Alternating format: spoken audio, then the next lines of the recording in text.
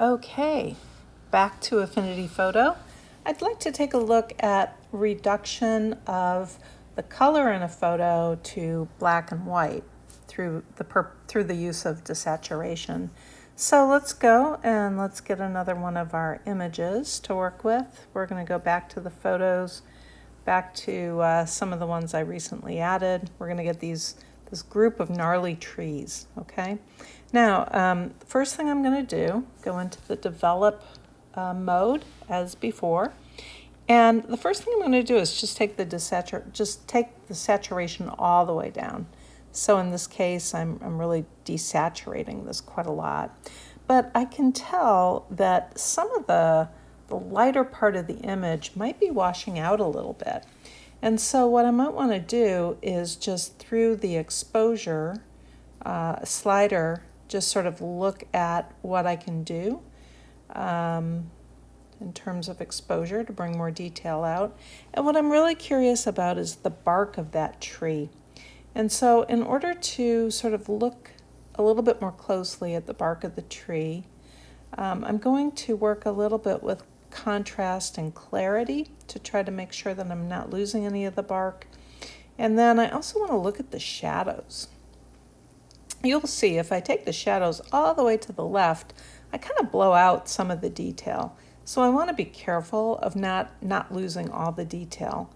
And then, of course, that's kind of the balance of the highlights as well. Okay, so anyhow, we end up with this image. Looks pretty fair. So I will go ahead and develop that. And then I'm going to crop it using the crop tool. Again, the crop tool is found in the photo persona, which I'm in right now. Just reminding you of the different personas that are up here. And I'm in the photo persona. And the crop tool, I'll just kind of click on these on the left-hand side in the menu bar here. That's the crop tool. And what I want to do right now is I'm just going to use the crop tool to sort of box in what I think is this really kind of interesting shape. We're going to be talking about composition later on in a couple of weeks, so I'm not going to get too involved with composition. But in general, I am going to look at sort of these 9 squares that the grid is making and sort of just pay attention to what's happening within those squares. Okay, that's pretty interesting. So my question then, as somebody that's kind of finishing this photo up, is, does it help to have the detail on the right, or does it actually help to crop that detail out a little bit? And by doing so, do I really bring focus exactly to the area that I want to bring the most focus to?